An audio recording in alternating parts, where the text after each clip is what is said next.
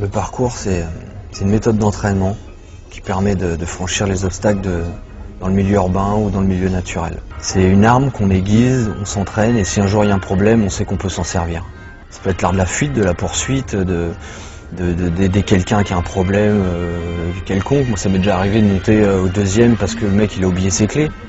Et c'est tout con quoi, il est juste là, il sait que sa fenêtre est ouverte, il a pas ses clés et il me dit vous pouvez pas... Je sais pas si, donc je suis rentré chez lui juste pour lui ouvrir sa porte et si lui il avait pu le faire, voilà, ça aurait pas été un problème pour lui. Je crois que la finalité du parcours c'est de devenir autonome, de devenir entier et tout seul d'être capable de dire non ce truc là j'ai pas la détente mais je pense que je m'entraîne pendant 15 jours à répéter 50 sauts le matin et puis le soir, dans un mois j'y arrive. C'est ça se connaître, se fixer des objectifs, les atteindre. Parce que si on n'a pas d'objectif, on bouge dans le vent, on ne sait pas pourquoi on bouge. Et quand on a trouvé un sens à ce qu'on fait, et ben forcément, même si on va dans d'autres domaines qui ne sont pas le parcours, ou d'autres domaines artistiques ou de la vie, et ben on va prendre l'habitude de trouver ce sens. Toutes les questions qu'on peut me poser sur le parcours, de mais pourquoi vous faites ça? C'est quoi comme si le secret était soit dans la philosophie, soit dans le mouvement que tu vas travailler, soit... Mais tu regardes un singe, si tu l'arrêtais au moment où il est en train de faire un saut, tu mets une pause et tu lui dis mais pourquoi tu fais ça? Pourquoi tu bouges? Je pense que le singe il dirait et toi pourquoi tu bouges pas? Le côté qui est vraiment marrant, on va dire dans le parcours urbain, c'est de se rendre compte que l'être humain va bouger sur des choses qui sont pas fabriquées au départ pour ça. C'est-à-dire que le mec qui a construit les petites barrières à côté de l'escalier pour passer là ou qui a mis tel mur là, il s'est pas dit ah ouais le mec il va sauter là, attends je suis à la bonne distance, non je vais peut-être le...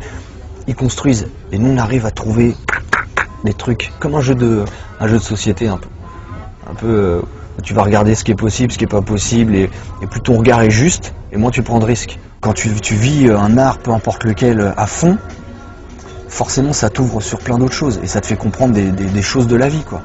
Le juste milieu, parce que l'excès tue. Donc c'est pareil, mon grand-père me disait toujours ça, il faut user mais pas abuser. C'est des phrases qui me reviennent tout le temps dans des moments où des fois je me pose des questions et je me dis mais c'est vrai, ils me l'ont dit. Tu peux pas faire le fou constamment. Tu peux pas jouer avec ton corps comme ça. Tu es à un moment obligé de suivre une règle et il y a des lois de la physique qui font que voilà, t'as beau te dire ouais j'ai pas peur, tu sautes pas de 10 mètres. Tu peux pas sauter de 10 mètres, donc tu es obligé de respecter un entraînement. Et c'est l'entraînement qui va te dire je me sens bien, je peux me dépasser et de savoir jusqu'où tu as envie d'aller. Je me rends compte qu'entre tout ce que mon père m'a transmis et tout ce que j'ai appris sur le terrain, je me rends compte aujourd'hui qu'il m'a pas menti. Qu'il m'a pas dit tiens vas-y David saute de là, t'inquiète tu feras rien, tu te feras pas mal et il faisait quand même attention à ce que je faisais, il me disait pas de faire n'importe quoi et voilà quoi, je lui dois tout au final. C'est pas facile quand même quand vous avez un enfant de le voir sauter d'une hauteur et de rester stoïque comme ça, à dire ouais c'est bien mais serre tes jambes un peu parce que là ça va pas, enfin de donner des conseils alors que moi tout ce que je vois c'est fais attention et tu vas te blesser ou machin ou... J'ai l'impression que les peurs, on se les transmet. On peut se transmettre du courage, mais on se transmet aussi beaucoup de peur et on est dans une société aujourd'hui où tout le monde a peur. Tout le monde s'enferme à double tour, tout le monde est stressé, tout le monde est... Comment on veut avoir confiance en des gens comme ça? Et si aujourd'hui la nouvelle génération apprend des choses où ils apprennent un peu à avoir du courage, la confiance en eux, c'est les futurs pères de demain. Donc ces gens-là, quand ils auront 30, 40 ans, ça sera des gens de 40 ans, mais qui auront fait du parcours, qui auront eu ces valeurs, donc ils transmettront encore autre chose à leurs fils. Que des mets pas ça, fais attention, mets ton blouson, tu vas avoir froid, monte pas là, tu vas tomber. Parce qu'à force de faire ça, on fait quoi? On peut rester chez soi, enfermé, et puis là il nous arrive rien. Mais je crois que la vie elle se passe dehors quand même. Donc si on a deux jambes, des bras, c'est pour grimper, pour aller voir ce qui se passe, et pas pour rester enfermé, sinon on serait comme des arbres. Il n'y a pas de plus fort ou de plus faible. Ce qui est important en fait, t'es fort dès le moment où tu vas jusqu'au bout pour la cause que tu défends. Demain tu te bats ou t'as une embrouille, si ta cause est bonne, tu gagneras toujours, même si physiquement t'as perdu. Le gars il t'a descendu physiquement, il t'a cassé les jambes, tu dis ouais tu m'as battu physiquement. Mais je reste toujours dans ma tête, tu peux pas rentrer dans ma tête et changer ce qu'il y a dans ma tête. Si moi je te dis que ça c'est comme ça et que je suis sûr de ça, tu ne bougeras pas ça. Et c'est ça qui est important. Donc maintenant dans le parcours, tu peux te blesser, tu peux avoir quoi que ce soit. Mais c'est pas parce que même moi personnellement demain je me blesse dans le parcours, ça peut m'arriver. Et je croirai toujours aux mêmes valeurs. Parce que même les animaux, ça leur arrive de tomber aussi. Ils font des chutes, sauf que quand ils se plantent, voilà, c'est pas du béton, quoi. Ça se rapproche vraiment des arts martiaux. Dans la méthode de s'entraîner, dans la volonté de répéter un mouvement, une technique, on va dire, c'est collé aux arts martiaux, je crois. Je crois que c'est vraiment la même philosophie, la même façon d'appréhender les choses, de voir un adversaire, de dire ok bon lui il est grand, ok va falloir que je tape plus bas parce que ceci, cela, ou il a l'air d'être rapide donc je vais essayer de... Suivant l'adversaire, on modifie sa technique, on sait où il va falloir faire attention, machin, le gars il se combat, fait du combat rapproché, combat au sol. Quand tu arrives sur un obstacle c'est pareil. Bon qu'est-ce qu'il y a, ok je vais attraper ça, mais si je glisse, où c'est que je peux me rattraper? Bon il y a ça, boum boum boum, ça t'apprend à regarder. Mais c'est vraiment le même, enfin pour moi le même mécanisme quoi. Mais je crois que la peur elle est tout le temps là. C'est qu'à un moment tu as la confiance, que au moment que tu vas faire un saut tu te dis celui-là ça fait quand même 500 fois que j'ai répété ça à côté et sur les 500 je me suis pas planté, pourquoi maintenant que je tente là je tomberai? Parce que la peur fait un peu perdre la mémoire aussi.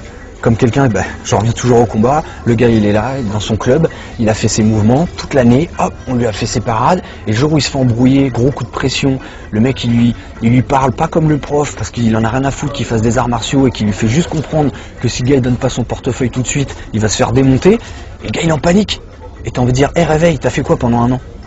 Tu t'es pas entraîné pour ce moment-là? Oui mais je sais pas, parce que là je suis paralysé par... Donc t'as rien appris, alors ça t'a servi à rien.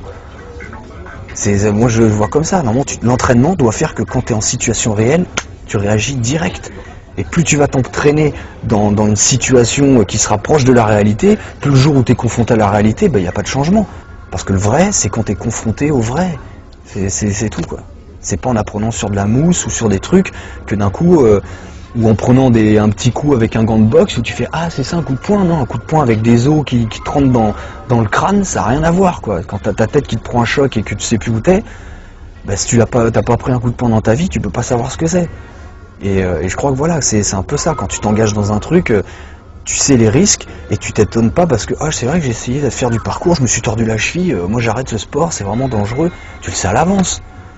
Tu le sais à l'avance, un chasseur ou n'importe quoi, le mec dans les tribus, il grimpe dans les arbres, ça leur est arrivé de tomber, de s'écorcher, de s'ouvrir, mais c'est...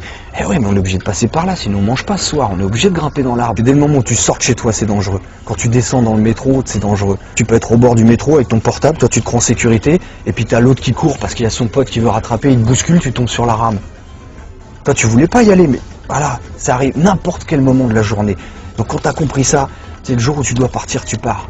Donc à un moment, fais les choses et vis ce que tu dois vivre et arrête d'être dans des frayeurs. Ah non, il faut pas faire ça parce que le gars, non, moi je fais pas de voiture, moi je conduis pas parce que ça peut être dangereux la voiture, il y a plein d'accidents et puis tu traverses la route, tu te fais renverser. Le gars il s'enferme à double tour chez lui pour pas qu'on rentre et puis il y a une fuite de gaz, tout l'immeuble explose. Il n'y a pas vraiment de trucs à faire pour se protéger du danger ou prendre moins de risques. La vie, c'est un risque déjà. La vie, c'est un risque permanent.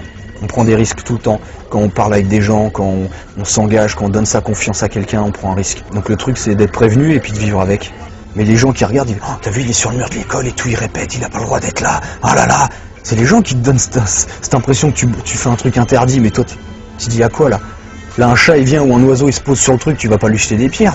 Pourtant, c'est un être vivant, il a un cœur à l'intérieur. Pourquoi juste parce que moi, je suis une personne et que je peux parler, là, vous allez me dire « tu sais que t'as pas le droit d'être là, qu'est-ce que tu fous sur le mur ?» Je sais pas, et toi, qu'est-ce que tu fais à me regarder, toi? Si tu tournes ta tête, en fait, là, et que tu marches tout droit, tu me vois pas. Je te gêne pas. Donc, fais ta route, va là, si t'es allé chercher du pain, va acheter ton pain, rentre chez toi, et puis, qu'est-ce que t'as à rentrer dans mon truc? Et en plus, quand tu me parles, tu me perturbes, et ça se trouve, je vais faire le saut et je risque de me planter à cause de toi.